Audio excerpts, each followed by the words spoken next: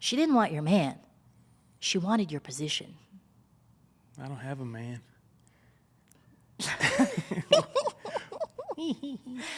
Welcome to the ANTD podcast. I'm your host, Amy Witters. This is my co-host and husband, D. Witters.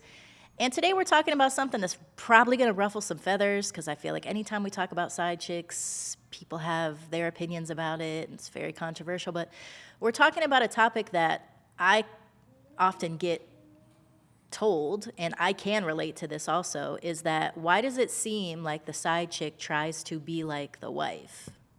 Would you agree or disagree with that to an extent from your experience? Oh, I get what you're saying. She wants your position. Yeah, like she'll do stuff to try to imitate the wife. But then, like, do extra stuff, too, that the wife's probably not going to do?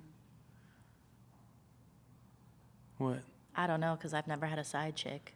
Well, you're not So, a dude. I've never had a side dude, so... Oh, this is going to be an interesting episode. All right, let's just get into point number one. That made me feel some type of way when you said that, but anyway. Okay, key point one. She sees you as... Let's talk about your feelings. We will when we get into this, because right. clearly, this is going to be, you might ruffle my feathers. Well, anyway, key point one. She sees you as the blueprint. I hope I don't ruffle your feathers. Me either. The wife represents security, legacy, and influence. Things the side chick doesn't have, but deeply desires. Often, she studies the wife because she knows the man once chose her for a reason. Imitation is rarely about admiration. It's about aspiration. She's not copying you because she hates you. She's copying you because she wants to become you. So I could attest to this even when we were dating and I was not your wife, that she did a lot of things where she was copying me to the point where even coworkers were like, that's kind of weird, bruh. Like, did you notice that? I'm like, yes, of course I noticed that.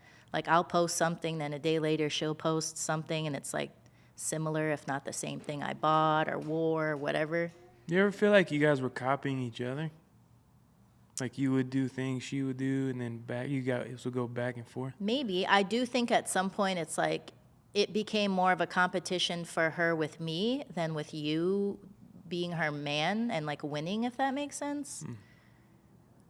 Yeah, I don't think she cared about being with me. I just think she cared about winning. I think she did initially, but then I did think it came to a point where she was like, this is BS. I'm way prettier than her. Like, I should be winning. I should be the one that he wants to be with because I'm better than her. Even though it's like, girl, you're missing. It has nothing to do with what I look like. Like, I'm spiritually more mature than you. I carry myself without letting people know I'm insecure. I feel like she missed the mark with what your attraction was with me, I think. Yeah, why do you Even though I'm not ugly, like... I think you're way more beautiful, but why do you think I went back and forth? Like, I don't know, but that's another thing, because I never talked down on her. I was like, I always was like, she's very pretty. Like, she's very pretty, but her attitude is horrible. Are you angry and you're not going to laugh at none of my jokes this whole episode? I can't. The jokes that you're making, I don't hear myself talking like that. Maybe I'm nervous. I don't know. Why are you nervous? I don't think I am, but maybe that's why I'm stuttering. Like, subconsciously, I am a little uncomfortable. Maybe. I don't know. What's your expectations for this episode? Just to make other women feel seen in their thoughts about this, and like that it is a real thing, and there's reasons why side chicks do this. I don't know if side dudes would do this. It might be different for side dudes. Yeah, like I think it would be. I think side dudes just are trying to, like you said, they just trying to get something. They don't really care. Yeah, and I think that side chicks get like a completely different version of the man than the wife or the main because it's like a fantasy for y'all. You're going to her because it's easier for you. You used to tell me that all the time. Like, dude, I could just go there. She don't ask me no questions. I could just do whatever I want. Yeah. So, yeah, obviously. Yeah, it's like you're trying to escape from your relationship when if you just invested that same amount of time in your wife or your girlfriend, then that relationship would get better over time. But what's crazy about that is you weren't even cheating on me because of problems we were having in our relationship. You were cheating on me because of traumas from like way back when. Yeah, and it was the environment we were Yeah, in, it's like but a it combination had of nothing to things. do with you. Yeah. I mean, you do stuff that irritate me now 10,000 times worse than back then, and I ain't going nowhere, you know? Me? Yeah, Little old me? yeah, Sweet me? yeah, but at least now you know I really love you because I put up with way more nonsense. Yeah, and I'm not worried at all. Like, if we get in an argument, that you're going to go out there and find somebody. No, you're like, leave me alone. I Get feel away like from me. you know how bad that would ruin your life I now. just noticed we're wearing the same shirt. Why are you trying to copy me, dog? I'm not. I just like wearing our merch. Merch. It's a good shirt. It's comfortable. I like it. Yeah. I didn't know where it was for a while and finally found it again, so that's all. I'm proud of you being This is able the to. second time I think we're twinning. Remember when we first started dating, we would wear matching outfits and shoes all the time? I remember at work, I like see how much money I got in my pocket and then go and like buy us matching shoes or outfits. Yeah, we used to do dumb stuff like that all the It's time. not dumb. We wasted a lot of money on dumb stuff, but we were in our 20s. All right. So What's the you next know. point? Okay. Key point number 2, insecurity breeds mimicry. So the side chick often feels second best and is desperately trying to validate her worth. Mimicking the wife is a twisted attempt to feel good enough or even superior. This is rooted in comparison, not confidence. When you know who you are, you don't need to become someone else to feel chosen. And I know that she was insecure because she told other waitresses that all the time. Obviously, back then I didn't really care about that, but the more God convicted me to pray for her, and then once I did start praying for her, God really revealed to me how broken she was, the same as you, and basically showed me like you as this unhealed little boy, and then I had to look at her the way God looks at her too, like she's an unhealed little girl that probably have abandonment issues or something that happened to her when she was young that makes her feel like this is okay. Yeah, I don't think her or I were like bad people. I think we were just jacked up from things that happened to us when we were kids. And then You think you guys bonded over that or no? I don't remember that. It's okay. No, I don't remember like talking about my life problems with her. Oh. But yeah, I think We didn't do much talking. no, not that. Just like Blech. yeah.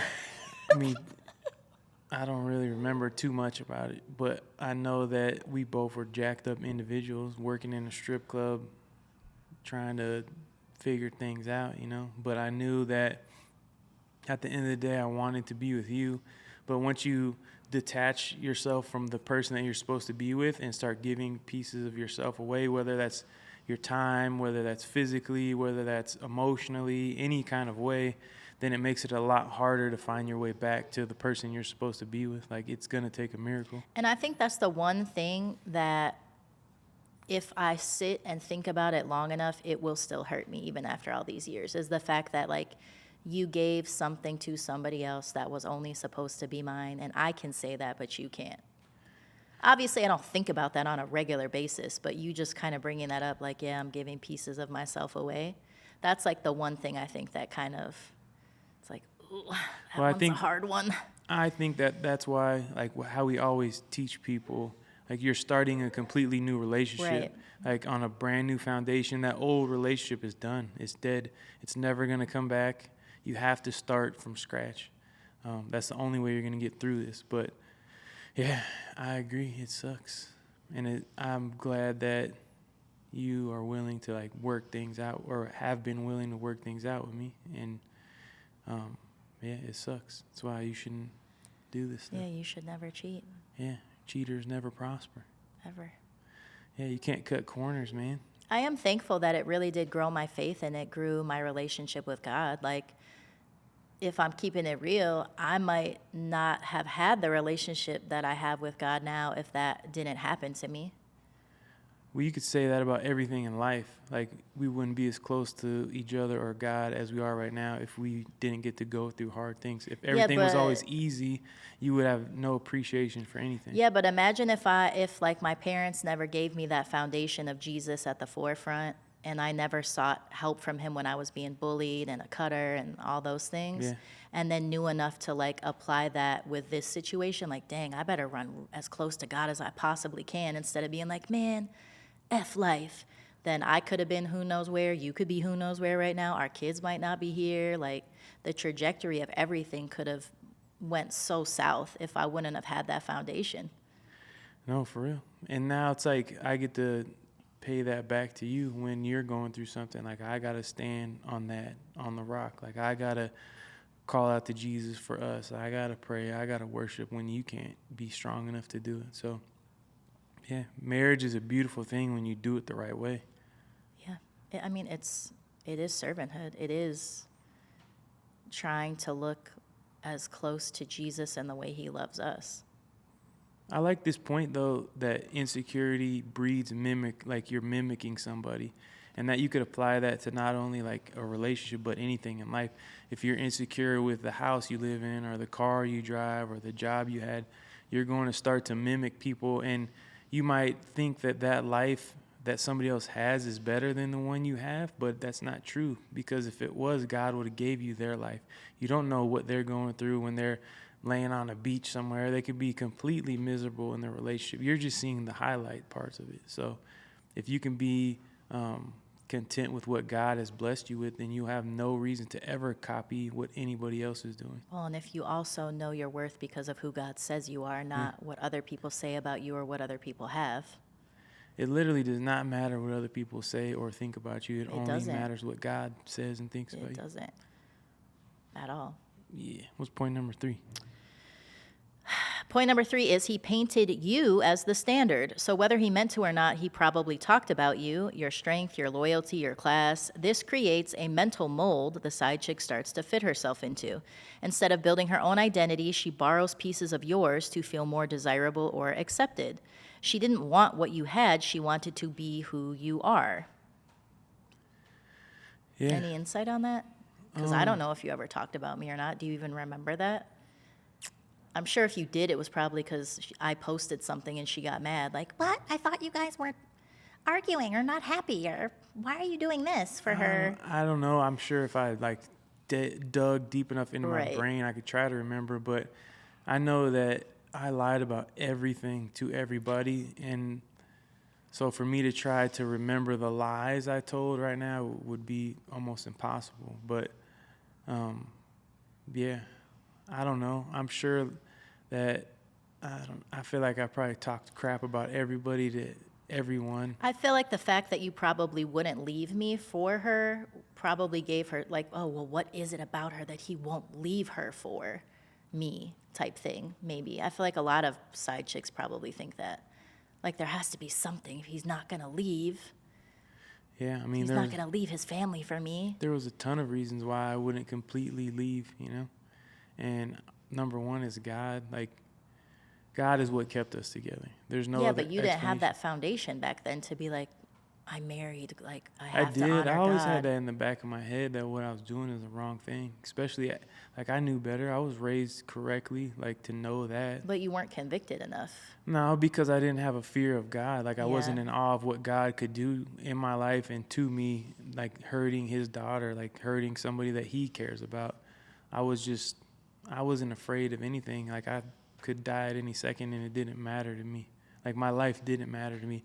So if my life didn't matter to me, then your life and nobody else's life around me mattered to me. But that's why it's Well, yeah, that's why, like, people will say, there's no way he could have loved you or cared about you. Like, yeah, no crap. He didn't love and care about himself. Yeah, no, at all. And I do think you had, like, love for me. But, yeah, how could you be in love with me or love yourself doing all that stuff? Like, I'm aware of that. No, nobody who's cheating and spending all their money and gambling and taking pills and selling drugs and You're pimping kind of, like, girls. out your mind in a sense. Yeah, you don't care about anybody, especially yourself. Like, if you have any self-respect, you wouldn't do any of those things. Yeah, it's almost like self-sabotage is the reason why you're doing those things anyway. You're like, oh, I don't deserve a love like this. Why would anybody want to love me and stick around? My mom didn't stick around. Like, Yeah. you kind of talk yourself out of good things in a sense. Which is proof that the enemy is real too, because if I'm doing all these things and nothing is I have no consequences, it's like he's like, yeah, let me see how far I can get you away from God. And then you hit this point where you've done everything you can do and it's not giving you any joy, right? You have no love, no joy, no peace, no self-control. And then you realize, like, I need those things. I need all of those things. And then you slowly come back to God. But yeah. Well, the enemy perverts everything. Like, you could even say that with your wife and a side chick. Like, your wife represents the covenant and the side chick represents the counterfeit. Yeah.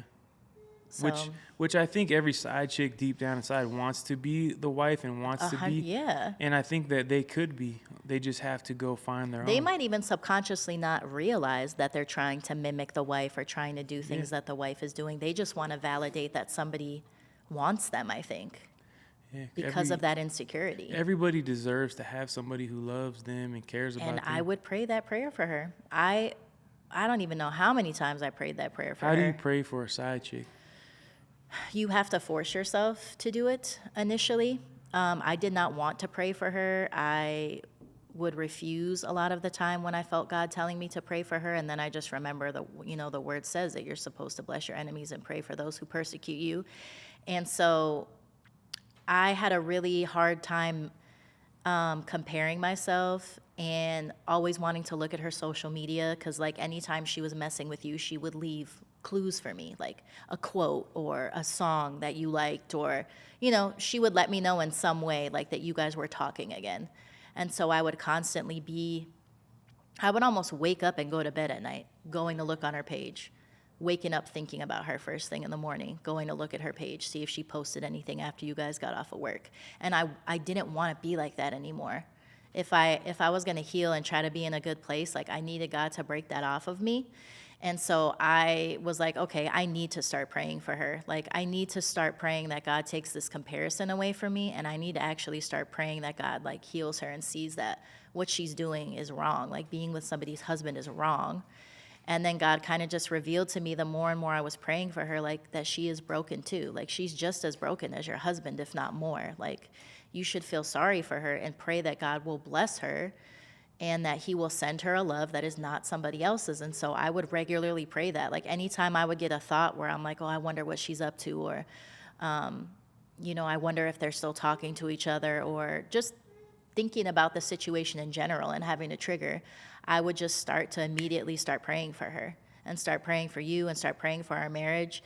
And the more often that I did that, the less and less I wanted to look at her social media, the less and less I was angry with her, and just started to really feel sorry for her and really want God to bless her with a relationship, that wasn't somebody else's. Like, a man to show her how she's supposed to be loved. Yeah. A man that's going to be faithful to her, a man that's going to honor her, provide for her, all those things. And it became easier for me. And then I remember seeing her at the Christmas party, and I remember, like, the anticipation and feeling like, oh, I'm going to whip her butt when I see her.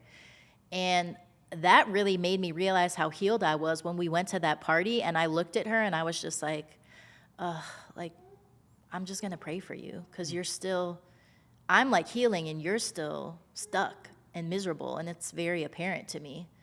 But then also I was like, dang, I'm proud of myself. Like, I'm really healing. I'm growing. Like, I'm going to be okay. So I would challenge anybody, if you're struggling with the triggers and, like, the obsessive thoughts of comparing, I would challenge you to pray for the affair partner. I know that sounds crazy, and I know sometimes when I tell y'all on TikTok or whatever, you're like, I could never. I felt like that too for a while, and I just didn't want to be angry anymore, and I didn't want to compare anymore. And when I started to pray, that is when a shift happened. And I think if you combine that with your dude or your girl that is the cheater, cutting that side person completely off, like, you can't have any open doors. Like me working at that club still was an open door. As soon as I left and changed my phone number and never talked to that person again, then that door is completely shut, right? So you have to combine those two things, in my opinion. Well, her phone number was already blocked because I'm I saying, remember like, when there was you no left. contact. I didn't have to see her at work. I didn't have to see her. Yeah, ever. but I feel like even prior to that, you had stopped talking to her. Like once we really took this thing seriously and we like set boundaries and things like that was one of my boundaries. And you would even tell me like when you guys would have interactions at work or whatever. So. Yeah, but you're still working Well, with the yeah, and then person. even when you left, I remember you were like, "Oh, such and such told me that she like wanted me to text her," and I was like, "For what?" You were like, "I know, I'm not gonna. Like, that's just door weird. open? Yeah, like it's Nah, weird. that door is cemented shut. Yeah, so But yeah, you have to do both, in my opinion. You have to cut them completely off, and then you have to work on like forgiving that person. well, yeah, I feel like that's just with a breakup in general. If you break up and then you're trying to like still have contact with each other, like yeah, there's blurred lines there. A lot of the time, you end up having relations, and then like, well, what are we if we're still? That's why you shouldn't have sex until you're married, really. That's why you shouldn't spend time with anybody that you're not supposed to be with. ever. Facts. Yeah, is that it? That's it. Just easy peasy, 3 points. So go over them again. So she sees you as the blueprint. Insecurity breeds mimicry, and he painted you as the standard. And if you are triggered and having obsessive thoughts about comparing yourself to the affair partner, I want to challenge you to pray for them this week. Dang. Anytime you have an intrusive thought about them, I want to challenge you to pray for them. And I hope that it blesses you. I hope it breaks something off of you. Sheesh. It will. That's it, though. Be sure to like, comment, subscribe if you're not already. If you need help on your healing journey, the 6-week course is available. Our PDF pack is available. And yeah, we love y'all. We'll catch you in the next episode. I love you. Peace.